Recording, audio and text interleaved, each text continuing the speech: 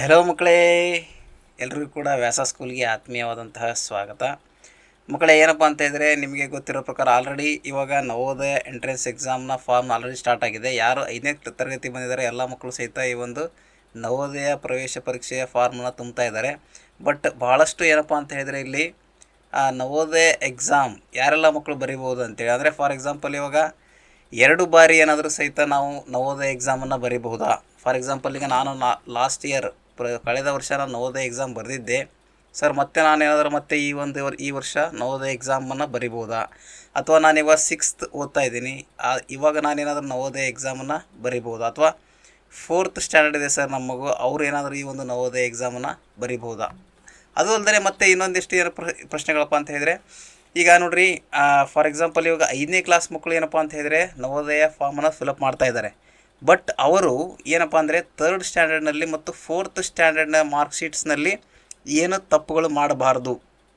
ಅಕಸ್ಮಾತ್ ನಿಮ್ಮದು 3ನೇ ಕ್ಲಾಸ್ ಮತ್ತು 4ನೇ ಕ್ಲಾಸ್ನಲ್ಲಿ ಮಾರ್ಕ್ಶೀಟ್ಸ್ನಲ್ಲಿ ಏನಾದರೂ ಸ್ವಲ್ಪ ಮಿಸ್ಟೇಕ್ ಇದ್ದು, ಆ ಮಿಸ್ಟೇಕ್ಸನ್ನು ನೀವು 5ನೇ ಕ್ಲಾಸ್ ಫಾರ್ಮನ್ನು ತುಂಬಬೇಕಾದಾಗ ಮಾಡಿದರೆ, ಸೊ ನಿಮ್ಮ ಫಾರ್ಮ್ ಏನಾಗುತ್ತೆ 5ನೇ ಕ್ಲಾಸ್ನಲ್ಲಿ ರಿಜೆಕ್ಟ್ ಆಗಿಬಿಡುತ್ತೆ. ಸೊ ನಿಮ್ಮ ಫಾರ್ಮ್ ರಿಜೆಕ್ಟ್ ಆಯ್ತಪ್ಪ ಅಂತ ಹೇಳಿದರೆ you are not eligible to write the examination. ಅಂದರೆ ನೀವು ಆ ಒಂದು ಎಕ್ಸಾಮ್ 5ನೇ ಕ್ಲಾಸಿನ ತರಗತಿ ಎಕ್ಸಾಮನ್ನು ಬರಲಿಕ್ಕೆ ನಾಟ್ ಎಲಿಜಿಬಲ್ ಆಗಿಬಿಡ್ತೀರಿ, ಯಾಕಂದರೆ ಫಾರ್ಮ್ ರಿಜೆಕ್ಟ್ ಆದರೆ. ಅದಕ್ಕೋಸ್ಕರ ಮಕ್ಕಳೇ, ಸೊ ಈ ಒಂದು ಕೇವಲ 15ರಿಂದ 20 ನಿಮಿಷದ ವಿಡಿಯೋ ಇರುತ್ತೆ. ಸೊ ಈ ಒಂದು ವಿಡಿಯೋದಲ್ಲಿ ನಾನು ಏನಪ್ಪ ಅಂತ ಹೇಳಿದರೆ 3 ಮತ್ತು 4ನೇ ತರಗತಿಯಲ್ಲಿ ಯಾವ ರೀತಿಯಾದಂಥ ನೀವು ಮುಂಜಾಗ್ರತೆಗಳನ್ನು ವಹಿಸಬೇಕು ಮತ್ತು 5ನೇ ತರಗತಿಯಲ್ಲಿ ನೀವು ಇದ್ದಾಗ 5ನೇ ತರಗತಿಯ ಮಕ್ಕಳು ಈ ಒಂದು ಫಾರ್ಮನ್ನು ಫಿಲಪ್ ಮಾಡಬೇಕಾದಾಗ ಈ 3 ಮತ್ತು 4ನೇ ತರಗತಿಯಲ್ಲಿ ಯಾವುದೇ ರೀತಿಯಾದಂಥ ಮಿಸ್ಟೇಕ್ಸ್ಗಳನ್ನು ಮಾಡದೆ, ಫಾರ್ಮ್ನಲ್ಲಿ ಯಾವುದೇ ರೀತಿಯಾದಂಥ ಮಿಸ್ಟೇಕ್ಸ್ಗಳನ್ನು ಮಾಡದೆ ಹೇಗೆ ನೀವು ಫಾರ್ಮನ್ನು ಫಿಲಪ್ ಮಾಡಬೇಕು, ಸೊ ಈ ರೀತಿಯಾದಂಥ ಎಲ್ಲ ಮಾಹಿತಿಯನ್ನು ಈ ಒಂದು ವಿಡಿಯೋದಲ್ಲಿ ಕೊಡ್ತಾ ಹೋಗ್ತೇನೆ.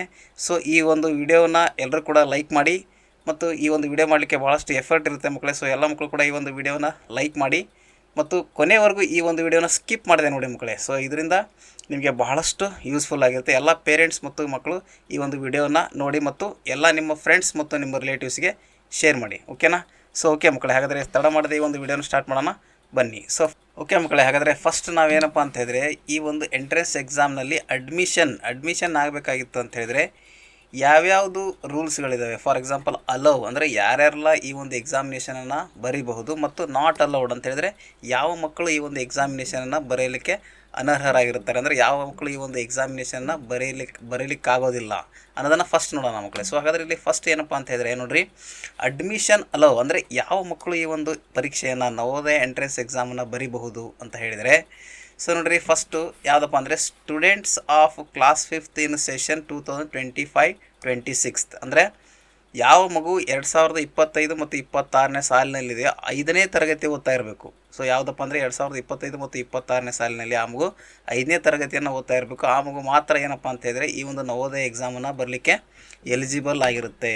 ಅಕಸ್ಮಾತ್ ಆ ಮಗು 6th ಓದ್ತಾ ಇದೆಯಪ್ಪ ಅಂತ ಹೇಳಿದರೆ ನಾಟ್ ಎಲಿಜಿಬಲ್. ಅದು ಆ ಮಗು ಏನಪ್ಪ ಅಂತ ಹೇಳಿದರೆ 6ನೇ ಕ್ಲಾಸ್ ಓದ್ತಾ ಇದ್ದಪ್ಪ ಅಂತ ಹೇಳಿದರೆ ನವೋದಯ ಎಕ್ಸಾಮನ್ನು ಬರಲಿಕ್ಕೆ ಸಾಧ್ಯ ಆಗೋದಿಲ್ಲ. ಅದೇ ರೀತಿಯಾಗಿ ಸರ್ ನಮ್ಮ ಮಗು 4ನೇ ಕ್ಲಾಸ್ ಇದೆ ಅಂತ ಹೇಳಿದ್ರು ಸಹಿತ ಈ ಒಂದು ನವೋದಯ ಎಕ್ಸಾಮನ್ನು ಬರಲಿಕ್ಕೆ ಸಾಧ್ಯವಿಲ್ಲ, ಓಕೆನಾ? ಸೊ ಅದೇ ರೀತಿಯಾಗಿ ನೆಕ್ಸ್ಟ್ ಏನಪ್ಪ ಅಂದರೆ ಪ್ರೈವೇಟ್, ಇಟ್ ಮೀನ್ಸ್ ಸರ್ ನಮ್ಮ ಮಗು ಈಗ ಪ್ರೈವೇಟ್ ಸ್ಕೂಲಲ್ಲಿ ಓದ್ತಾ ಇದ್ದಾನೆ ಅಂತ ಹೇಳಿದರೆ ನಿಮ್ಮ ಮಗು ಸಹಿತ ಈ ಒಂದು ಎಕ್ಸಾಮಿನೇಷನ್ನ ಬರೀಬೋದು. ಯಾಕಂದರೆ ಅದು ಆ ಒಂದು ಸ್ಕೂಲ್ ಏನಾಗಿರ್ಬೇಕಾಗಿರುತ್ತೆ ಅಂತ ಹೇಳಿದ್ರೆ ಆ ಒಂದು ಗೋರ್ಮೆಂಟ್ ಒಂದು ನಮ್ಮ ಗೋರ್ಮೆಂಟಿಂದ ರೆಕಗ್ನೈಸ್ಡ್ ಆಗಬೇಕಾಗಿರುತ್ತೆ. ಸೊ ಅಂಥ ಸ್ಕೂಲಲ್ಲಿ ಏನಾದರೂ ನಿಮ್ಮ ಮಗು ಓದ್ತಾ ಇದೆ ಅಂತ ಹೇಳಿದ್ರೆ ಆ ಮಗು ಸಹಿತ ಎಕ್ಸಾಮ್ನ ಬರಿಬೋದು. ಸರ್ ನಮ್ಮ ಮಗು ಬಾಯ್ಸ್ ಅಂದರೆ ಈಗ ಫಾರ್ ಎಕ್ಸಾಂಪಲ್ ನಮ್ಮ ಮಗು ಹುಡುಗ ಆಗಿದ್ದಾನೆ, ಅವನು ಎಕ್ಸಾಮ್ ಬರಿಬೋದು ಅಂತ ಹೇಳಿದ್ರೆ ಅವನು ಕೂಡ ಎಕ್ಸಾಮನ್ನು ಬರಿಬೋದು. ಸೊ ಅದೇ ರೀತಿಯಾಗಿ ಗರ್ಲ್ಸ್, ಫಾರ್ ಎಕ್ಸಾಂಪಲ್ ಈಗ ನಮ್ಮ ಮಗು ಹುಡುಗಿ, ಹೌದಾ? ಸೊ ಗರ್ಲ್ಸ್ ಸಹಿತ ಏನು ಮಾಡ್ಬೋದು ಅಂತ ಹೇಳಿದರೆ ಈ ಒಂದು ನವೋದಯ ಎಕ್ಸಾಮನ್ನ ಬರಿಬೋದು ಮಕ್ಕಳೇ. ಸೊ ಅದೇ ರೀತಿಯಾಗಿ ಚೈಲ್ಡ್ ಆಫ್ ಗೋರ್ಮೆಂಟ್ ಸರ್ವೆಂಟ್ ಅಂತ ಹೇಳಿದರೆ ನಮ್ಮ ಮಗು, ನಾವು ಏನಪ್ಪ ಅಂತಂದರೆ ಗೋರ್ಮೆಂಟ್ ಸರ್ವೆಂಟ್ಸ್ ಇದ್ದೀವಿ, ನಮಗೆ ಗೋರ್ಮೆಂಟ್ ಜಾಬ್ ಇದೆ. ಸೊ ಕೆಲವೊಂದಿಷ್ಟು ಗೋರ್ಮೆಂಟಿಂದ ಬರ್ತಕ್ಕಂಥ ಕೆಲವೊಂದಿಷ್ಟು ಫೆಸಿಲಿಟೀಸ್ಗಳನ್ನು ಗೋರ್ಮೆಂಟ್ ಜಾಬ್ ಹೋಲ್ಡರ್ಸ್ ಪಡ್ಕೊಳ್ಳೋಕ್ಕಾಗೋದಿಲ್ಲ. ಬಟ್ ಇಲ್ಲಿ ನವೋದಯ ಎಕ್ಸಾಮಿನೇಷನನ್ನು ಈ ಒಂದು ಗೋರ್ಮೆಂಟ್ ಸರ್ವೆಂಟ್ಸ್ನ ಮಕ್ಕಳು ಸಹಿತ ಬರೀಬಹುದು, ಅದರಲ್ಲಿ ಯಾವುದೇ ರೀತಿಯ ಅಭ್ಯಂತರ ಇಲ್ಲ. ಸೊ ನೆಕ್ಸ್ಟ್ ಯಾವುದಪ್ಪ ಅಂತ ಹೇಳಿದರೆ child of any person in India ಅಂದರೆ ಯಾವುದೇ ಒಂದು ವ್ಯಕ್ತಿಯ, ಈಗ ಫಾರ್ ಎಕ್ಸಾಂಪಲ್ ಇಂಡಿಯಾದ ಸಿಟಿಸನ್ಶಿಪ್ ಪಡೆದಂಥ ಯಾವುದೇ ಒಬ್ಬ ವ್ಯಕ್ತಿಯ ಮಗುವೂ ಸಹಿತ ಈ ಒಂದು ನವೋದಯ ಎಂಟ್ರೆನ್ಸ್ ಎಕ್ಸಾಮನ್ನು ಬರಿಬೋದು ಮಕ್ಕಳೇ. ಸೊ ಅದೇ ರೀತಿಯಾಗಿ ಲಿವಿಂಗ್ ಇನ್ ಅರ್ಬನ್ ಏರಿಯಾದಲ್ಲಿ ಇದ್ದಂತಹ ಮಕ್ಕಳು ಸಹಿತ ಈ ಒಂದು ನವೋದಯ ಎಕ್ಸಾಮನ್ನು ಬರೆಯಬಹುದು. ನೆಕ್ಸ್ಟ್ ಫಿಸಿಕಲಿ ಹ್ಯಾಂಡಿಕ್ಯಾಪ್ಡ್, ಸರ್ ನಮ್ಮ ಮಗು ಫಿಸಿಕಲಿ ಹ್ಯಾಂಡಿಕ್ಯಾಪ್ಡ್ ಇದೆ, ಆ ಒಂದು ಫಿಸಿಕಲಿ ಹ್ಯಾಂಡಿಕ್ಯಾಪ್ಟ್ ಇದ್ದಂಥ ಮಗುವೂ ಸಹಿತ ಈ ಒಂದು ನವೋದಯ ಎಕ್ಸಾಮನ್ನು ಬರೆಯಬಹುದು. Next living in rural area. Okay, rural ಏರಿಯಾದಂಥ ಇಲ್ಲಲ್ಲಿ ಇದ್ದೇನೆ ಸರ್ ನಮ್ಮ ಮಗು ಅಂತ ಹೇಳಿದರೆ ಅವರು ಕೂಡ ಈ ಒಂದು ರೂರಲ್ ಏರಿಯಾದಲ್ಲೂ ಸಹಿತ ನಿಮಗೆ ಗೊತ್ತಿರೋ ಪ್ರಕಾರ ನವೋದಯದಲ್ಲಿ 75% ಆಫ್ ಸ್ಟೂಡೆಂಟ್ಸ್ಗಳನ್ನು ಏನು ಮಾಡ್ತಾರಪ್ಪ ಅಂತ ಹೇಳಿದ್ರೆ ಈ ರೂರಲ್ ಏರಿಯಾದಿಂದನೇ ತೊಗೊಳ್ತಾ ಇದ್ದಾರೆ. ಸೊ ರೂರಲ್ ಏರಿಯಾದಲ್ಲಿದ್ದಂಥ ಮಕ್ಕಳು ಸಹಿತ ನವೋದಯ ಎಕ್ಸಾಮನ್ನು ಬರಿಬೋದು ಮಕ್ಕಳೇ. ನೆಕ್ಸ್ಟ್ ಏನಪ್ಪ ಅಂದರೆ ಸರ್ ನೀವು ಫಾರ್ ಎಕ್ಸಾಂಪಲ್ ಜನರಲ್ ಕೆಟಗರಿ ಆಗಿರಲಿ, OBC ಕೆಟಗರಿ ಆಗಿರಲಿ, SC ಆಗಿರಲಿ, ST ಆಗಿರಲಿ, ಯಾವುದೇ ಕೆಟಗರಿ ಆಗಿದ್ದರೂ ಸಹಿತ ನೀವು ನವೋದಯ ಎಕ್ಸಾಮನ್ನು ಬರಿಬೋದು. ಇದಕ್ಕೆ ನಿಮಗೆ ಸಪ್ರೇಟ್ ಆದಂಥ ಒಂದು ರಿಸರ್ವೇಷನ್ ಕೂಡ ನಿಮಗೆ ಸಿಗುತ್ತೆ. ಓಕೆನಾ. ಸೊ ಇದಾದಮೇಲೆ ನೆಕ್ಸ್ಟ್ ಏನಪ್ಪ ಅಂತ ಹೇಳಿದ್ರೆ ಇದು ಇಲ್ಲಿ ತನಕ ಅಲೌಡ್ ನೋಡಿದ್ವಿ. Next admission not allowed. ಇದೇನಪ್ಪ ಅಂದರೆ ಯಾರು ಅಡ್ಮಿಷನನ್ನು ಪಡಿಲಿಕ್ಕೆ ಸಾಧ್ಯ ಇಲ್ಲ ಅಂಥವ್ರು ಯಾರಪ್ಪ ಅಂತ ಹೇಳಿದ್ರೆ ಫಸ್ಟ್ ಆಫ್ ಆಲ್ ಯಾವುದಪ್ಪ ಅಂದರೆ students not in class 5th in session in 2025-26. ಅಂದರೆ ನೋಡಿರಿ 2025 ಮತ್ತು 26ರಲ್ಲಿ ಯಾವ ಮಗು 5ನೇ ತರಗತಿಯನ್ನು ಓದ್ತಾ ಇಲ್ಲ, 5ನೇ ತರಗತಿಯನ್ನು ಓದ್ತಾ ಇಲ್ಲಪ್ಪ ಅಂತ ಹೇಳಿದರೆ ಆ ಮಗು ಏನು ಮಾಡೋಕ್ಕೆ ಸಾಧ್ಯ ಇಲ್ಲಪ್ಪ ಅಂತಿದ್ರೆ ಈ ಒಂದು ನವೋದಯ ಎಂಟ್ರೆನ್ಸ್ ಎಕ್ಸಾಮನ್ನು ಬರೀಲಿಕ್ಕೆ ಸಾಧ್ಯ ಇಲ್ಲ. Who not passed class 3rd, 4th, 5th in continue sessions. ನೋಡ್ರಿ ಯಾವ ಮಗು ಏನಪ್ಪ ಅಂದರೆ 3 ಮಾರ್ಕ್ ಮತ್ತು 5ನೇ ತರಗತಿಯಲ್ಲಿ ಆ ಮಗು ಏನಪ್ಪ ಅಂತ ಹೇಳಿದ್ರೆ ಪಾಸ್ ಆಗಿಲ್ಲ. ಫಾರ್ ಎಕ್ಸಾಂಪಲ್ 4th ಪಾಸ್ ಆಗದೆ 5ನೇ ತರಗತಿಗೆ ಬಂದಿಲ್ಲ ಅಂತ ಹೇಳಿದ್ರೆ ಆ ಮಗು ಸಹಿತ ಈ ಒಂದು ಎಕ್ಸಾಮನ್ನು ಬರಲಿಕ್ಕೆ ಸಾಧ್ಯ ಇಲ್ಲ. Next already given GNV class 5th exam earlier. ನೋಡ್ರಿ ಇದು ಇಂಪಾರ್ಟೆಂಟ್. ಏನಪ್ಪ ಅಂದರೆ ಸರ್ ನಮ್ಮ ಮಗು ಹೋದ ವರ್ಷ 5ನೇ ಕ್ಲಾಸ್ ಇದ್ದ, ಆಲ್ರೆಡಿ JNV ಅಂದರೆ ನವೋದಯ ಎಕ್ಸಾಮನ್ನು ಬರೆದಿದ್ದಾನೆ. ಸೊ ಈ ವರ್ಷ ಮತ್ತೇನಾದರೂ ಆ ಒಂದು ಮಗು ನವೋದಯ ಎಕ್ಸಾಮನ್ನು ಬರಿಬೋದಾ ಅಂತ ಕೇಳಿದರೆ ಆ ಮಗು ಬರಲಿಕ್ಕೆ ಸಾಧ್ಯವಿಲ್ಲ. ಸೊ ಇನ್ನೊಂದು ಏನಪ್ಪ ವಿಚಾರ ಅಂತ ಹೇಳಿದ್ರೆ ನೋಡಿ ಮಕ್ಕಳೇ, ಈ ಒಂದು ಎಂಟ್ರೆನ್ಸ್ ಎಕ್ಸಾಮನ್ನು ಅಪ್ಲಿಕೇಶನನ್ನು ಯಾರಾದರೂ ಫಿಲಪ್ ಮಾಡ್ಬೋದು. ಫಾರ್ ಎಕ್ಸಾಂಪಲ್ ಇವಾಗ ಅವನು ಫಾರ್ ಎಕ್ಸಾಂಪಲ್ 4th-ನಲ್ಲಿರಲಿ, 5th-ನಲ್ಲಿರಲಿ, 6th-ನಲ್ಲಿರಲಿ ಅಪ್ಲಿಕೇಶನ್ ಫಿಲಪ್ ಮಾಡಲಿಕ್ಕೆ ಯಾವುದೇ ರೀತಿ ಸಮಸ್ಯೆ ಇಲ್ಲ. ನೀವು ಯಾರಾದರೂ ಈ ಒಂದು ಅಪ್ಲಿಕೇಶನನ್ನು ಒಂದು ಏನೋ ಒಂದು ಆ ಡೇಟ್ ಆಫ್ ಬರ್ತನ್ನು ಚೇಂಜ್ ಮಾಡಿಬಿಟ್ಟು ನೀವು ಫಿಲಪ್ ಮಾಡಬಹುದು, ಅಪ್ಲಿಕೇಶನನ್ನು ಹಾಕ್ಬೋದು, ನೆಕ್ಸ್ಟ್ ಎಕ್ಸಾಮನ್ನು ಬರಿಬೋದು. ಈವನ್ ನೀವು ಆ ಮಗು 6th ಓದ್ತಾ ಇದ್ದರೂ ಸಹಿತ ಅಪ್ಲಿಕೇಶನ್ ಹಾಕ್ಲಿಕ್ಕೆ ಏನು ಸಮಸ್ಯೆ ಇಲ್ಲ. ಅಂದರೆ ಆ ಒಂದು ಕ್ರೈಟೀರಿಯಾ ಏನೈತಲ್ಲ ಅದಕ್ಕೆ ಸಂಬಂಧಪಟ್ಟಂತೆ ನೀವೇನಾದರೂ ಅಪ್ಲಿಕೇಶನನ್ನು ಆ ಒಂದು ಡೇಟ್ ಆಫ್ ಬರ್ತ್ ಚೇಂಜ್ ಮಾಡಿ ನೀವು ಹಾಕ್ಬೋದು, ಎಕ್ಸಾಮನ್ನು ಬರಿಬೋದು. ಯಾಕಂದರೆ ಫಾರ್ಮ್ ಎಕ್ಸೆಪ್ಟ್ ಆಗುತ್ತೆ. ಬಟ್ ನಿಮಗೆ ಸಮಸ್ಯೆ ಎಲ್ಲಾಗುತ್ತಪ್ಪ ಅಂತ ಹೇಳಿದ್ರೆ ನಾಳೆ ಎಕ್ಸಾಮ್ನ ಅಡ್ಮಿಷನ್ ತೊಗೊಳ್ಬೇಕಾದಾಗ ನೀವು ಎಲ್ಲ ಒಂದು ಡಾಕ್ಯುಮೆಂಟ್ಸ್ಗಳನ್ನು ಸಬ್ಮಿಟ್ ಮಾಡಬೇಕಾಗುತ್ತೆ. ಪ್ರತಿಯೊಂದು ಡಾಕ್ಯುಮೆಂಟ್ಸ್ಗಳನ್ನು ನೀವು ಸಬ್ಮಿಟ್ ಮಾಡಬೇಕಾಗುತ್ತೆ. ನೀವು ಅಕಸ್ಮಾತ್ ಆ ಒಂದು ಡಾಕ್ಯುಮೆಂಟ್ಸ್ ಏನೆಲ್ಲ ಫಾರ್ಮ್ನಲ್ಲಿ ಫಿಲಪ್ ಮಾಡಿದ್ರಲ್ಲ ಆ ಒಂದು ಫಾರ್ಮ್ಗಳಲ್ಲಿ ಫಿಲಪ್ ಮಾಡಿದಂಥ ಡಾಕ್ಯುಮೆಂಟ್ಸ್ಗಳನ್ನು ನೀವೇನಾದರೂ ಆ ಒಂದು ನವೋದಯ ಸ್ಕೂಲ್ಗೆ ನೀವು ಸಬ್ಮಿಟ್ ಮಾಡದೆ ಹೋದರೆ ನಿಮ್ಮ ಫಾರ್ಮ್ ಅಥವಾ ನಿಮ್ಮ ಒಂದು ಅಡ್ಮಿಷನ್ ಏನಾಗುತ್ತಪ್ಪ ಅಂತ ಹೇಳಿದ್ರೆ ಡೈರೆಕ್ಟಾಗಿ ಕ್ಯಾನ್ಸಲ್ ಆಗುತ್ತೆ ಮಕ್ಕಳೇ. ಓಕೆನಾ. ಸೊ ಅದಕ್ಕೋಸ್ಕರ ಈ ಒಂದು ನೀವು ಹೋದ ಸರಿ ನೀವೇನಾದರೂ ಅಕಸ್ಮಾತ್ ಎಕ್ಸಾಮನ್ನು ಬರೆದಿದ್ದರೆ ಈ ವರ್ಷ ಮತ್ತೆ ಬರಲಿಕ್ಕೆ ಸಾಧ್ಯ ಇಲ್ಲ. Don't have valid documents required. ಇದು ವೆರಿ ಇಂಪಾರ್ಟೆಂಟ್. ನೀವು ಅಕಸ್ಮಾತ್ ಏನಾದರೂ ಈ ಒಂದು ರಿಕ್ವೈರ್ಡ್ ಆದಂಥ ಡಾಕ್ಯುಮೆಂಟ್ಸ್ಗಳನ್ನು ನೀವೇನಾದರೂ ಕೊಡದೆ ಹೋದರೆ ಯಾವ್ಯಾವ ಸರ್ ಹಾಗಂದರೆ ಡಾಕ್ಯುಮೆಂಟ್ಸ್ ಅಂತ ಹೇಳಿದರೆ ನಿಮಗೆ ನೆಕ್ಸ್ಟ್ ಹೇಳ್ತಾ ಇದ್ದೀನಿ. ಇವಾಗ ನೀವು ಬೇಕಾದಂಥ ಡಾಕ್ಯುಮೆಂಟ್ಸ್ಗಳನ್ನು ನೀವು ಸರಿಯಾಗಿ ಆ ಒಂದು ಕೇಳಿದಂಥ ಡಾಕ್ಯುಮೆಂಟ್ಸ್ ಏನೇನು ಡಾಕ್ಯುಮೆಂಟ್ಸ್ ಕೇಳ್ತಾರಂತ ನಿಮಗೆ ನೆಕ್ಸ್ಟ್ ಲಿಸ್ಟ್ ಕೊಡ್ತಾ ಹೋಗ್ತೀನಿ ಮಕ್ಕಳೇ. ಆ ಒಂದು ಎಲ್ಲ ಲಿಸ್ಟ್ ಅಲ್ಲಿ ಪ್ರಕಾರ ನೀವು ಡಾಕ್ಯುಮೆಂಟ್ಸ್ಗಳನ್ನು ರೆಡಿ ಮಾಡ್ಕೊಳ್ಬೇಕಾಗುತ್ತೆ ಯಾವಾಗ ಅಡ್ಮಿಷನ್ ಸಂದರ್ಭದಲ್ಲಿ. ಓಕೆನಾ. ಸೊ ಇವಾಗ ನೀವು ಆ ಒಂದು ಯಾವ ಡಾಕ್ಯುಮೆಂಟ್ಸ್ಗಳೆಲ್ಲ ಅವೆಲ್ಲ ರಿಕ್ವೈರ್ಡ್ ಡಾಕ್ಯುಮೆಂಟ್ಸ್ಗಳನ್ನು ಕೊಟ್ಟ ಮೇಲೆ ನಿಮಗೆ ಏನು ಮಾಡ್ತಾರಪ್ಪ ಅಂತ ಹೇಳಿದ್ರೆ ಅಡ್ಮಿಷನ್ ತಗೊಳ್ತಾರೆ. ಸೊ ನೋಡಿ ಏನಪ್ಪ ಅಂತ ಹೇಳಿದ್ರೆ ಇಲ್ಲಿ ಫಾರ್ಮ್ ಎಕ್ಸೆಪ್ಟ್ ಆಗ್ಬೋದು, ನೆಕ್ಸ್ಟ್ ನೀವು ಎಕ್ಸಾಮನ್ನು ಬರಿಬೋದು.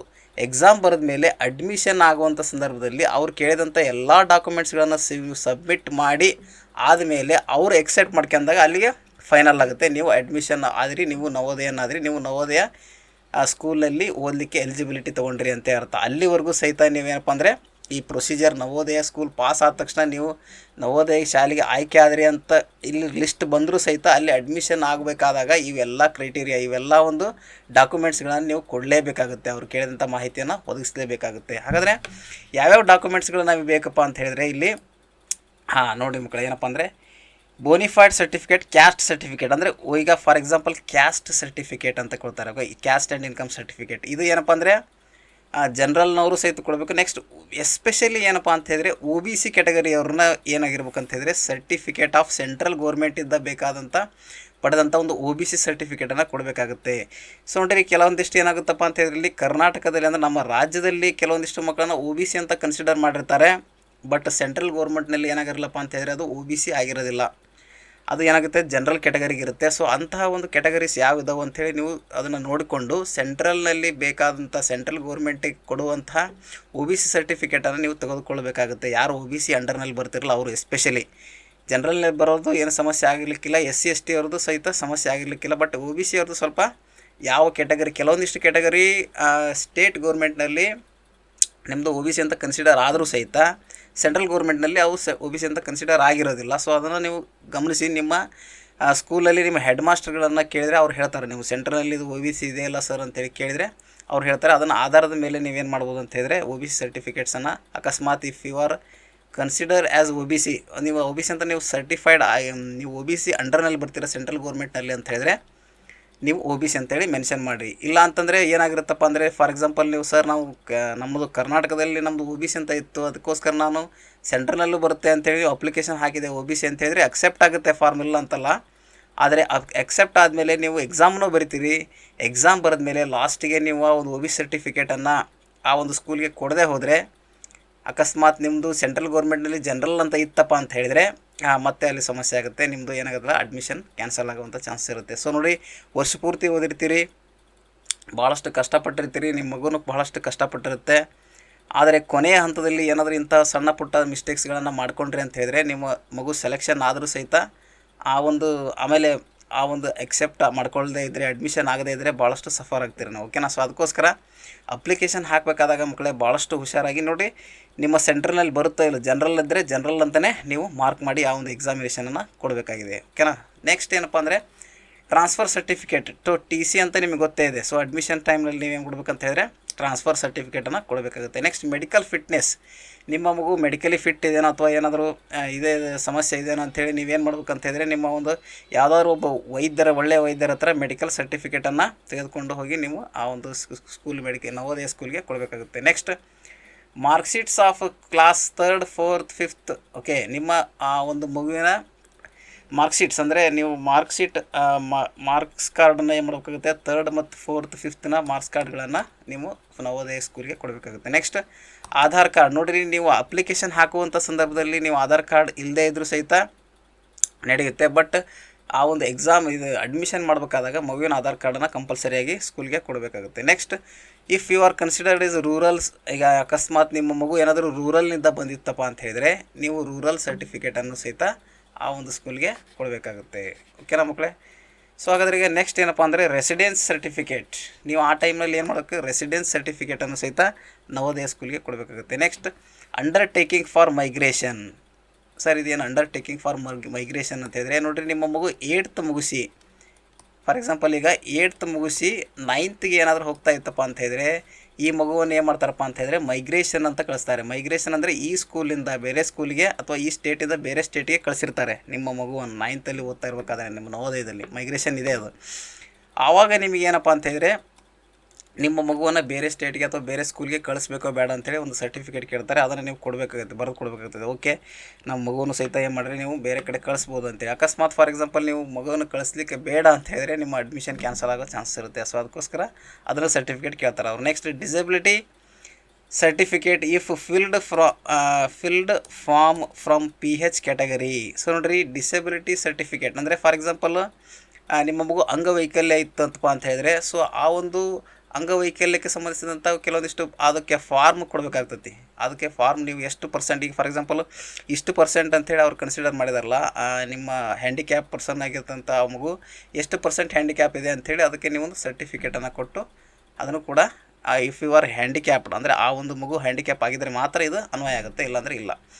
ಸೊ ನೆಕ್ಸ್ಟ್ ಏನಪ್ಪ ಅಂದರೆ date of birth is not between 1/5/2014 to 31/7/2016. So ನೋಡಿರಿ, ನಿಮ್ಮ ಮಗುವಿನ ಡೇಟ್ ಆಫ್ ಬರ್ತು ಈ 2 ಡೇಟ್ಗಳ ಮಧ್ಯದಲ್ಲೇ ಇರಬೇಕಾಗುತ್ತೆ. ಅಕಸ್ಮಾತ್ ಈ ಒಂದು ಡೇಟ್ನಲ್ಲಿ ನಿಮ್ಮ ಮಗು ಹುಟ್ಟಿದರೂ ಸಹಿತ ಅದು ಕನ್ಸಿಡರ್ ಆಗುತ್ತೆ ಅಡ್ಮಿಷನ್ಗೆ. ಈ ಒಂದು ಡೇಟ್ನಲ್ಲಿ ಹುಟ್ಟಿದರೂ ಸಹಿತ ಆ ಮಗು ಆ ಒಂದು ಅಡ್ಮಿಷನ್ಗೆ ಕನ್ಸಿಡರ್ ಅಂತ ನೀವು ತೊಗೊಳ್ಬೋದು. ಓಕೆನಾ? ಸೊ ನೆಕ್ಸ್ಟ್ ಏನಪ್ಪ ಅಂತಂದರೆ ಇದ್ರ ಒಳಗಡೆ ಇಲ್ಲಪ್ಪ ಅಂತಂದರೆ ಅದು ಅಡ್ಮಿಷನ್ ಆಗೋದಿಲ್ಲ. Filled from form wrongly. So ನೀವೇನಾದರೂ ಫಾರ್ಮನ್ನು ಫಿಲಪ್ ಮಾಡಬೇಕಾದಾಗ ರಾಂಗಾಗಿ ಫಿಲಪ್ ಮಾಡಿದರೆ ಏನಂತ ರಾಂಗಾಗಿ ಫಿಲಪ್ ಮಾಡ್ತೀರಿ, ಅದಕ್ಕೆ ಭಾಳಷ್ಟು ಇದಾವೆ. ಯಾವ್ಯಾವುದಪ್ಪ ಅಂತ ಹೇಳಿದ್ರೆ ನಿಮ್ಮ ಜೆಂಡರ್, ನಿಮ್ಮ ಯಾವ ಜೆಂಡರು, ಮತ್ತು ನಿಮ್ಮ ಕ್ಯಾಸ್ಟ್ ಸರ್ಟಿಫಿಕೇಟ್, ಯಾವುದು ಓಕೆ OBCನೋ ಜನರಲ್ ಅಂತ ಅದನ್ನು ಸೆಲೆಕ್ಟ್ ಮಾಡಬೇಕಾದಾಗ, ಮತ್ತು ನಿಮ್ಮ ನೇಮ್ಸ್ಗಳನ್ನು ಮಿಸ್ಟೇಕ್ ಮಾಡಿದರೆ, ಸೊ ಯಾವ್ಯಾವುದಾಗುತ್ತೆ ಅಂತೇಳಿ ಸ್ವಲ್ಪ ನೋಡೋಂಗಿಲ್ಲ. ಯಾವ್ಯಾವ ಮಿಸ್ಟೇಕ್ ಮಾಡ್ಬೋದು, ನೋಡಿರಿ ಇಲ್ಲೈತಿ. ನೀವು ಫಾರ್ಮ್ ಫಿಲಪ್ ಮಾಡಬೇಕಾದಾಗ ಏನೇನು ಮಿಸ್ಟೇಕ್ ಮಾಡ್ತೀರಿ, ರೂರಲ್ ಅಥವಾ ಅರ್ಬನ್ ಕ್ಯಾಟಗರಿ. ನೋಡಿರಿ, ನಿಮಗೆ ಗೊತ್ತಿರೋದಿಲ್ಲ ಮಗು ಯಾವುದಪ್ಪ ಅಂತೇಳಿ ನೋಡಿರಿ. ಫಾರ್ ಎಕ್ಸಾಂಪಲ್ ನೀವು ಇರುವಂಥದ್ದು ಹಳ್ಳಿ ಒಳಗೆ ಇದ್ದೀರಿ ಅಂತ ತಿಳ್ಕೊಳ್ರಿ. ಎಲ್ಲಿದ್ದೀರಿ? ರೂರಲ್ನಲ್ಲೇ ಇದ್ದೀರಿ, ಹೌದಾ? ಸೊ ಫಾರ್ ಎಕ್ಸಾಂಪಲ್ಲು ನಿಮ್ಮ ಮಗು ಏನಪ್ಪ ಅಂತ ಹೇಳಿದ್ರಿ, ಈಗ ರೂರಲ್ನಲ್ಲೇ ಇದೆ, ಹಳ್ಳಿಯಲ್ಲೇ ಇದೆ. ಬಟ್ ನಿಮ್ಮ ಮಗುವನ್ನು ಏನು ಮಾಡ್ತಾಯಿದ್ದೀರಿ, ಸ್ಕೂಲ್ ಬಸ್ ಬರುತ್ತೆ ಅಂಥೇಳಿ ಸಿಟಿಗೆ ನೀವೇನು ಮಾಡಿರ್ತೀರಿ, ಅರ್ಬನ್ ಶಾಲೆಗೆ ಹಾಕಿರ್ತೀರಿ. ಒಂದು ಸಿಟಿ ಶಾಲೆಗೆ ಹಾಕಿರ್ತೀರಿ. ಅಂತಹ ಸಂದರ್ಭದಲ್ಲೂ ಸಹಿತ ನಿಮ್ಮ ಮಗು ರೂರಲ್ ಅಂತ ಕನ್ಸಿಡರ್ ಆಗೋದಿಲ್ಲ, ಅರ್ಬನ್ ಅಂತಲೇ ಕನ್ಸಿಡರ್ ಆಗುತ್ತೆ. ಅದಕ್ಕೋಸ್ಕರ ನೋಡಿ, ನೀವು ಅಕಸ್ಮಾತ್ ನೀವು ನವೋದಯ ಎಕ್ಸಾಮನ್ನು ಕಟ್ಟಿಸ್ಬೇಕು ಅಂತಂದರೆ, ನಿಮಗೆ ರಿಸರ್ವೇಷನ್ ಸಿಗಬೇಕಾಗಿತ್ತು ಅಂತ ಹೇಳಿದ್ರೆ ಮಕ್ಕಳೇ, ಇದು ವೆರಿ ಇಂಪಾರ್ಟೆಂಟ್ ನೆನ್ಪಿಟ್ಕೊಡ್ರಿ. ಯಾಕೆ ನಾನು 3rd 4th 5th ಅಂತ ನಾನು ಥಂಬ್ನೇಲಲ್ಲಿ ಹಾಕಿದ್ದೇನಪ್ಪ ಅಂತ ಹೇಳಿದ್ರೆ, ನೀವು 3ನೇ ಕ್ಲಾಸ್ನಲ್ಲೂ ಅಕಸ್ಮಾತ್ ಸರ್ ನಮ್ಮ 3ನೇ ಕ್ಲಾಸ್ನಲ್ಲಿ ಇಲ್ಲೇ ಹಳ್ಳಿಯಲ್ಲೇ ಓದ್ತಾ ಇತ್ತು, ಅದೇ ರೀತಿಯಾಗಿ 4ನೇ ಕ್ಲಾಸ್ನಲ್ಲೂ ಹಳ್ಳಿಯಲ್ಲಿ ಓದ್ತಾ ಇತ್ತು, ಬಟ್ 5th ನಾವು ಅರ್ಬನ್ ಅಂದರೆ ಸಿಟಿಗೆ ಹಾಕಿಬಿಟ್ಟಿವಿ ಅಂತ ಹೇಳಿದರೆ, ನಿಮ್ಮ ಮಗು ಏನಾಗಲ್ಲಪ್ಪ ಅಂತ ಹೇಳಿದ್ರೆ ಅರ್ಬನ್ ಅಂತ ಕನ್ಸಿಡರ್ ಆಗುತ್ತೆ, ಬಟ್ ರೂರಲ್ ಅಂತ ಕನ್ಸಿಡರ್ ಆಗೋದಿಲ್ಲ. ಇನ್ನೊಂದು ವೆರಿ ಇಂಪಾರ್ಟೆಂಟ್ಲಿ ನೀವೇನಪ್ಪ ಅಂತ ಹೇಳಿದ್ರೆ, ಆ ಮಗು ಏನಾದರೂ ಅಕಸ್ಮಾತ್ ಒಂದು ದಿವಸನಾದರೂ ಅರ್ಬನ್ ಒಂದೇ ದಿವಸಕ್ಕೆ ನೀವು ಏನಪ್ಪ ಅಂದರೆ ಸಿಟಿಯಲ್ಲಿ ಅಡ್ಮಿಷನ್ ಮಾಡಿಸಿ ಅವತ್ತೇ ನೀವು ಏನಪ್ಪ ಮತ್ತೆ ಕ್ಯಾನ್ಸಲ್ ಮಾಡಿಸಿ ಮತ್ತೆ ಹಳ್ಳಿಗೆ ಬಂದರೂ ಸಹಿತ ಅದು ನಿಮ್ಮ ಮಗು ಅರ್ಬನ್ ಅಂತಲೇ ಕನ್ಸಿಡರ್ ಆಗುತ್ತೆ, ಹೊರತಾಗಿ ರೂರಲ್ ಅಂತ ಕನ್ಸಿಡರ್ ಆಗೋದಿಲ್ಲ ಮಕ್ಕಳೇ. ಸೊ ಪೇರೆಂಟ್ಸ್ ಅದು ಅರ್ಥ ಆಯ್ತಾ? ಸೊ ಅದಕ್ಕೋಸ್ಕರ ನೀವೇನಪ್ಪ ಅಂತಂದರೆ, ಆ ಒಂದು ಮಗು ರೂರಲ್ನಲ್ಲೇ ಓದಿರಬೇಕು 3 ವರ್ಷ, ಅಂದರೆ 3rd 4th ಮತ್ತು 5th 3 ತರಗತಿಗಳು ರೂರಲ್ನಲ್ಲೇ ಓದಿದರೆ ಮಾತ್ರ ಏನಾಗುತ್ತಪ್ಪ ಅಂತ ಹೇಳಿದ್ರೆ ಅದು ರೂರಲ್ ಅಂತ ಕನ್ಸಿಡರ್ ಆಗುತ್ತೆ. ನೋಡಿ, ಯಾಕಪ್ಪ ಅಂತ ಹೇಳಿದ್ರೆ ರೂರಲ್ ನೀವೊಂದು ಆ ಫಾರ್ಮನ್ನು ಫಿಲಪ್ ಮಾಡಬೇಕಾದಾಗ ಏನು ಮಾಡಿರಿ ಅಂತ ಹೇಳಿದ್ರೆ, ಈ ರೀತಿಯಾದಂಥ ಕೆಲವೊಂದಿಷ್ಟು ಕ್ರೈಟೀರಿಯಾಸ್ ಇರ್ತವೆ, ಅವನ್ನೆಲ್ಲ ಸಹಿತ ನೀವು ನೋಡಿಕೊಂಡು ಫಾರ್ಮನ್ನು ಫಿಲಪ್ ಮಾಡಿ ನಿಮ್ಮದು ರೂರಲ್ ಬರುತ್ತೋ ಇಲ್ಲ ಅಂತೇಳಿ ನೋಡಿ ಹಾಕಿ. ಯಾಕಂದರೆ ಫಾರ್ ಎಕ್ಸಾಂಪಲ್ ನೀವು ರೂರಲ್ ಅಂತ ಹಾಕಿ ನಾಳೆ ಏನಾದ್ರು ಅಕಸ್ಮಾತ್ ಸೆಲೆಕ್ಷನ್ ಆಯ್ತಪ್ಪ ಅಂತಂದರೆ, ನೀವು ಏನಾದರೂ ಆ ಒಂದು ಮಾರ್ಕ್ಶೀಟ್ಸನ್ನು ಸಬ್ಮಿಟ್ ಮಾಡಬೇಕಾದಾಗ ನಿಮ್ಮದು ಅರ್ಬನ್ ಅಂತ ಏನಾದರೂ ಅಲ್ಲಿ ಬಂತಪ್ಪ ಅಂತಂದರೆ ನಿಮ್ಮ ಅಡ್ಮಿಷನ್ ಕ್ಯಾನ್ಸಲ್ ಆಗುವಂಥ ಚಾನ್ಸ್ ಇರುತ್ತೆ. ಓಕೆನಾ? ಸೊ ಇದು ರೂರಲ್ ಮತ್ತು ಅರ್ಬನ್ಗೆ ಸಂಬಂಧಿಸಿದಂಥ ಮಾಹಿತಿ ಆಯಿತು. ನೆಕ್ಸ್ಟ್ ಯಾವುದಪ್ಪ ಅಂತಂದರೆ, ಇವಾಗ ಕಮ್ಯುನಿಟಿ ಕ್ಯಾಟಗರಿ. ನೋಡಿರಿ, ಇಲ್ಲಿ ಕೂಡ ನಿಮ್ಗೆ ಆವಾಗಲೇ ಹೇಳಿದೆ ನಾನು, ಫಾರ್ ಎಕ್ಸಾಂಪಲ್ OBC ಅಂತ ನಿಮ್ದು ಏನಾದರೂ ಇದ್ದರೆ OBC ಅಂತ ಹಾಕಿರಿ, SC ಇದ್ದರೆ SC ಹಾಕಿರಿ, ST ಇದ್ದರೆ ST, ಜನರಲ್ ಇದ್ದರೆ ಜನರಲ್. ಯಾವುದೇ ಕಾರಣಕ್ಕೂ ಜನರಲ್ ಇದ್ದು ನೀವು SC ST ಅಥವಾ OBC ಅಂತ ಹಾಕಿದರೆ ನಿಮ್ಮ ಅಡ್ಮಿಷನ್ ಏನಾಗುತ್ತೆ, ಕ್ಯಾನ್ಸಲ್ ಆಗುತ್ತೆ. Next personal information errors. Personal information ಅಂದರೆ ನಿಮ್ಮ ನೇಮ್ಸ್ ಆಗಿರ್ಬೋದು, ನಿಮ್ಮ ಫಾದರ್ಸ್ ನೇಮನ್ನು ಆಧಾರ್ ಕಾರ್ಡ್ನಲ್ಲಿ ಏನಾದರೂ ಅಕಸ್ಮಾತ್ ಚೇಂಜಸ್ ಇದ್ದರೆ, ಅಕಸ್ಮಾತ್ ಏನಾದರೂ ಚೇಂಜಸ್ ಮಾಡಬೇಕಂತ ಇದ್ದರೆ ಫಸ್ಟಿಗೆ ಚೇಂಜಸ್ ಮಾಡ್ಕೊಂಡು ಆನಂತರ ಅಪ್ಲಿಕೇಶನ್ ಹಾಕೋದು ಬೆಟರ್. Next PH category. ನೀವು ಅಕಸ್ಮಾತ್ ಅಲ್ಲದೆ ಹೋದರೂ ಸಹಿತ ನೀವೇನಾದ್ರು ಅಕಸ್ಮಾತ್ ಫಾರ್ಮನ್ನು ಹಾಕಬೇಕಾದಾಗ ನಾವು PH ಕ್ಯಾಟಗರಿ ಅಂತ ಕನ್ಸಿಡರ್ ನೀವು ಫಾರ್ಮನ್ನು ಅಪ್ಲೈ ಮಾಡಿದರೆ ಅಕಸ್ಮಾತ್ ಅಡ್ಮಿಷನ್ ಆಗಿತ್ತಪ್ಪ ಅಂತ ಹೇಳಿದರೆ, ನೀವು PH ಕ್ಯಾಟಗರಿ ಸಂಬಂಧಿಸಿದಂತಹ ಒಂದು ಕೆಲವೊಂದಿಷ್ಟು ಸರ್ಟಿಫಿಕೇಟ್ಸ್ಗಳನ್ನು ನೀವು ಸಬ್ಮಿಟ್ ಮಾಡದೆ ಹೋದರೆ ಅಲ್ಲೂ ಕೂಡ ನಿಮ್ಮ ಅಡ್ಮಿಷನ್ ಕ್ಯಾನ್ಸಲ್ ಆಗೋ ಚಾನ್ಸ್ ಇರುತ್ತೆ. ನೆಕ್ಸ್ಟ್ ರಾಂಗ್ ಜೆಂಡರ್, ಅಂದರೆ ನೀವು ಜೆಂಡರ್ ಫಾರ್ ಎಕ್ಸಾಂಪಲ್ ಮೇಲ್ ಆಗಿರ್ತೀರಿ ಅಥವಾ ಫೀಮೇಲ್, ನೀವು ಕರೆಕ್ಟಾಗಿ ಹೇಳ್ತೀರಿ, ಬಟ್ ಆ ಒಂದು ಅಪ್ಲಿಕೇಶನ್ ಹಾಕುವಂಥ ಸಂದರ್ಭದಲ್ಲಿ ಅವರು ಅಕಸ್ಮಾತ್ ಸರಿಯಾಗಿ ಆಗ್ತಕ್ಕಂಥ ವ್ಯಕ್ತಿಗಳು ಸರಿಯಾಗಿ ಹಾಕಿದಾರಪ್ಪ ಅಂದರೆ ಅದು ಗುಡ್. ಬಟ್ ಅವ್ರು ಏನಾದರೂ ಸ್ವಲ್ಪ ಮಿಸ್ಟೇಕ್ ಮಾಡಿದರು, ಮೆನ್ ಹೋಗಿ ವುಮೆನ್ ಆಯಿತು, ಫಿಮೇಲ್ ಅದು ಮೇಲ್ ಹೋಗಿ ಫಿಮೇಲ್ ಆಯಿತು ಅಂತ ಅಂದರೆ, ಅಥವಾ ಫಿಮೇಲ್ ಹೋಗಿ ಮೇಲ್ ಆಯಿತು ಅಂತ ಹೇಳಿದರೆ ಅಪ್ಲಿಕೇಶನ್ ಹಾಕಿ ಕೊಟ್ಟಿರ್ತಾರೆ, ಬಟ್ ನೀವು ಅದನ್ನು ಸರಿಯಾಗಿ ನೋಡದೆ ಆ ಎಕ್ಸಾಮನ್ನು ಹಾಗೆ ಬರೆಸಿಬಿಟ್ರಪ್ಪ ಅಂತ ಹೇಳಿದ್ರೆ ನಾಳೆ ಅಡ್ಮಿಷನ್ ಟೈಮ್ನಲ್ಲಿ ಸಹಿತ, ಯಾಕಂದರೆ ಅಲ್ಲೂ ಕೂಡ ಕ್ಯಾಟಗರಿ ಕ್ರೈಟೀರಿಯಾ ಇರುತ್ತೆ. ಫೀಮೇಲ್ಸ್ ಅಂದರೆ ಈ ಗರ್ಲ್ಸಿಗೆ ಸಪ್ರೇಟ್ ಆದಂಥ ಒಂದು ರಿಸರ್ವೇಷನ್ ಇರುತ್ತೆ, ಬಟ್ ಆ ಒಂದು ರಿಸರ್ವೇಷನ್ ಬಾಯ್ಸಿಗೆ ಸಿಗ್ತಿರಲ್ಲ, ಹೌದಾ? ಸೊ ಅದಕ್ಕೋಸ್ಕರ ಆ ಒಂದು ಕ್ಯಾಟಗರಿಯನ್ನು ಜೆಂಡರ್ನ ನೀವು ಸೆಲೆಕ್ಟ್ ಮಾಡಬೇಕಾದಾಗ ಸಹಿತ ಕರೆಕ್ಟಾಗಿ ಯಾವ ಜೆಂಡರ್ ಇದೆ ಅದನ್ನು ಹಾಕಬೇಕಾಗುತ್ತೆ. ಓಕೆನಾ?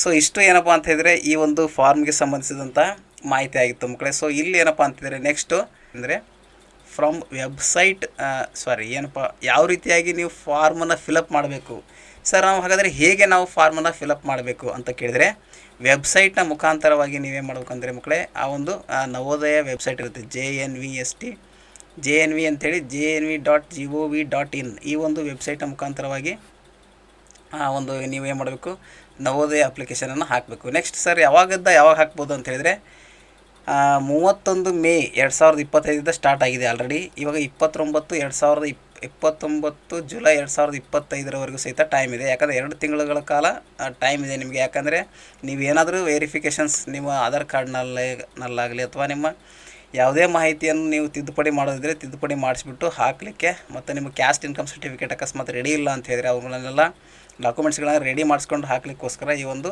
ಟೈಮನ್ನು ಕೊಡಲಾಗಿದೆ. ಸೊ ಅದಕ್ಕೋಸ್ಕರ ಈ ಒಂದು ಟೈಮನ್ನು ಯುಟಿಲೈಸ್ ಮಾಡಿಕೊಂಡ್ರೆ ಆದಷ್ಟು ಬೇಗ ಏನಪ್ಪ ಅಂತ ಹೇಳಿದ್ರೆ ಇವೆಲ್ಲ ಪ್ರಿಪ್ರೇಷನ್ಸ್ಗಳನ್ನು ಮಾಡಿ ನೆಕ್ಸ್ಟ್ ಈ ಒಂದು ಜೂನ್ ತಿಂಗಳಲ್ಲಿ ಜೂನ್ ತಿಂಗಳಿನಲ್ಲೇ ನೀವೇನು ಮಾಡಬೇಕಂತ ಹೇಳಿದ್ರೆ ಈ ಒಂದು ಎಕ್ಸಾಮನ್ನು ಫಾರ್ಮನ್ನು ಫಿಲಪ್ ಮಾಡೋದು ಬೆಟರ್. ಯಾಕಪ್ಪ ಅಂತ ಹೇಳಿದ್ರೆ ಜೂನ್ ಆದ ತಕ್ಷಣ ನೆಕ್ಸ್ಟ್ ಜುಲೈ ಹತ್ತಿರ ಬರ್ತಾ ಏನಾಗುತ್ತಪ್ಪ ಅಂತ ಹೇಳಿದ್ರೆ ಫಾರ್ಮು ಅವಾಗ ಏನಾಗುತ್ತಪ್ಪ ಅಂದರೆ ನೆಟ್ವರ್ಕ್ ಫುಲ್ ಬ್ಯುಸಿ ಆಗಿಬಿಡುತ್ತೆ. ಸೊ ಹಾಗಾದಾಗ ನೆಟ್ವರ್ಕ್ ಬ್ಯುಸಿ ಆದಾಗ ನಿಮ್ಮದು ಹಾಕಲಿಕ್ಕೆ ನಿಮ್ಗೆ ಏನಾಗುತ್ತಪ್ಪ ಅಂತ ಹೇಳಿದ್ರೆ ಅಪ್ಲಿಕೇಶನನ್ನು ಎಕ್ಸೆಪ್ಟ್ ಮಾಡ್ಕೊಳ್ಳೋಕ್ಕಾಗದೇ ಹೋಗಿರ್ಬೋದು. ಅಥವಾ ಅದು ಏನಾಗುತ್ತಪ್ಪ ಅಂದರೆ ಕೆಲವೊಂದು ಟೈಮ್ ನಾವು ಏನು ಮಾಡಿದ್ವಪ್ಪ ಅಂದರೆ ಒಂದು 2-3 ಇಯರ್ಸ್ ಬ್ಯಾಕ್ ಏನಾಗಿತ್ತು ಅದೇ ಸಮಸ್ಯೆ ಆಗಿಬಿಟ್ಟಿತ್ತು. ಅವು ಮಕ್ಕಳು ಹೇಳಿದ್ವಿ ನಾವು ಹಾಕಿರಲಿಲ್ಲ, ಬಟ್ ಲಾಸ್ಟ್ ಮೂಮೆಂಟಲ್ಲಿ ಅವ್ರು ಏನು ಮಾಡಿದ್ರಪ್ಪ ಅಂದರೆ ತೊಗೊಂಡು ಬಂದು ಅಪ್ಲಿಕೇಶನ್ ನಮ್ಮ ಕಡೆಯನ್ನು ಕೊಟ್ಬಿಟ್ರು, ಸರ್ ನೀವೇ ಹಾಕಿರಿ ಅಂತೇಳಿ. ಅದು ಹಗಲೆಲ್ಲ ಹಾಕಿ ನೈಟೆಲ್ಲ ಹಾಕಿದ್ದು ಪ್ರಯತ್ನ ಮಾಡಿ ಸಹಿತ ಆಗಲಿಲ್ಲ ಹಾಕಲಿಕ್ಕೆ. ಸೊ ಅಂಥ ಸಂದರ್ಭಗಳು ತಂದುಕೊಳ್ಬೇಡ್ರಿ. ಆದಷ್ಟು ಬೇಗ ಇದೇ ತಿಂಗಳಿನಲ್ಲಿ ಹಾಕುವಂಥ ಪ್ರಯತ್ನ ಮಾಡಿ ಮಕ್ಕಳು. ಓಕೆ, ಸೊ ಅದೇ ರೀತಿಯಾಗಿ ನೆಕ್ಸ್ಟ್ ಸರ್ ಇದು ಏನಪ್ಪ ಅಂತ ಹೇಳಿದ್ರೆ ಅಪ್ಲಿಕೇಶನ್ ಹಾಕಲಿಕ್ಕೆ ಏನಾದರೂ ದುಡ್ಡು ಇದೆಯಾ ಅಂತ ಹೇಳಿದ್ರೆ ನೋ ಫೀಸ್, ಯಾವುದೇ ರೀತಿಯಾದಂಥ ಫೀಸ್ ಇಲ್ಲ, ಫ್ರೀಯಾಗಿ ನೀವು ಅಪ್ಲಿಕೇಶನ್ ಹಾಕ್ಬೋದು. ಅಕಸ್ಮಾತ್ ಏನಾದರೂ ನೀವು ಆ ಒಂದು ಆನ್ಲೈನ್ ಅಪ್ಲಿಕೇಶನ್ ಹಾಕೋರಿಗೆ ಎಷ್ಟಾದರೂ ದುಡ್ಡು ಇರುತ್ತಲ್ಲ ಅಷ್ಟನ್ನು ಕೊಟ್ಟರೆ ಸಾಕು. ಬಟ್ ನೀವು ಅಪ್ಲಿಕೇಶನ್ ಹಾಕಲಿಕ್ಕೆ ಯಾವುದೇ ರೀತಿ ಡಿ ಅದು ಏನು ತೆಗೆಸುವಂಥ ಅವಶ್ಯಕತೆ ಇಲ್ಲ, ಫ್ರೀ ಇರುತ್ತೆ. ಸೊ ಹಾಗಾದರೆ ಪರೀಕ್ಷೆ ಯಾವಾಗ ಪರೀಕ್ಷೆಪ್ಪ ಅಂತ ಹೇಳಿದ್ರೆ ಡಿಸೆಂಬರ್ 13, 2025 ಇದೆ ಮಕ್ಕಳೇ. ಸೊ ಈ ಸರಿ JNV ಅಂದರೆ ಈ ಒಂದು JNV ಅವರು ಏನು ಮಾಡಿದಾರಪ್ಪ ಅಂದರೆ ಈ ಸರಿ ಡಿಸೆಂಬರ್ 13ಕ್ಕೆ ಎಕ್ಸಾಮನ್ನು ಇಟ್ಕೊಂಡಿದ್ದಾರೆ. ಸೊ ಅದಕ್ಕೋಸ್ಕರ ಎಲ್ಲ ಮಕ್ಕಳು ಇವತ್ತಿನಿಂದಲೇ ಪ್ರಿಪ್ರೇಷನ್ ಸ್ಟಾರ್ಟ್ ಮಾಡಿ. ನಿಮಗೆ ಹೆಚ್ಚಿನ ಮಾಹಿತಿ ಇದ್ರ ಬಗ್ಗೆ ಒಂದು ನವೋದಯಕ್ಕೆ ಸಂಬಂಧಿಸಿದಂಥ ಮಾಹಿತಿಯನ್ನು ನಮ್ಮ ಒಂದು ಯೂಟ್ಯೂಬ್ ಚಾನಲಲ್ಲಿ ವ್ಯಾಸ ಸ್ಕೂಲ್ ಯೂಟ್ಯೂಬ್ ಚಾನಲಲ್ಲಿ ಕೊಡ್ತಾ ಹೋಗ್ತೀವಿ. ಅದೇ ರೀತಿಯಾಗಿ ಈ ಒಂದು ಡೈಲಿ ಬೇಸಿಸ್ ಮೇಲೆ ನಾವೇನು ಮಾಡ್ತಾಯಿದ್ದಪ್ಪ ಅಂತ ಹೇಳಿದ್ರೆ ಎಲ್ಲ ಪಾಠಗಳ ಮೇಲೂ ಸಹಿತ ಕೆಲವೊಂದಿಷ್ಟು ಕ್ವಶನ್ಸ್ಗಳನ್ನು ಡಿಸ್ಕಸ್ ಮಾಡ್ತಾಯಿದ್ದೀವಿ. ಎಲ್ಲ ಮಕ್ಕಳು ಈ ಒಂದು ಬೆನಿಫಿಟ್ಟನ್ನು ನೀವು ಪಡ್ಕೊಳ್ಬೇಕಾಗಿತ್ತು, ಈ ನವೋದಯ ಶಾಲೆಗೆ ಸಂಬಂಧಿಸಿದಂತೆ ಯಾವುದಾದ್ರೂ ಒಂದು ಮಾಹಿತಿಯನ್ನು ಪಡ್ಕೊಳ್ಬೇಕಾಗಿತ್ತು ಅಂದರೆ ನಮ್ಮ ಒಂದು ವ್ಯಾಸ ಸ್ಕೂಲ್ ಚಾನಲ್ನ ಸಬ್ಸ್ಕ್ರೈಬ್ ಮಾಡಿ ಮತ್ತು ಪಕ್ಕದಲ್ಲಿರುವಂಥ ಬೆಲ್ ಐಕನನ್ನು ಪ್ರೆಸ್ ಮಾಡ್ಬೋದು ಮಕ್ಕಳು. ಓಕೆನಾ? ಸೊ ಇಷ್ಟು ಮಾಹಿತಿಯನ್ನು ಹೇಳ್ತಾ ಈ ಒಂದು ವಿಡಿಯೋನ ಇಲ್ಲಿಗೆ ಮುಕ್ತಾಯ ಮಾಡ್ತಾಯಿದ್ದೀನಿ. ಎಲ್ಲರಿಗೂ ಕೂಡ ನಮಸ್ಕಾರಗಳು.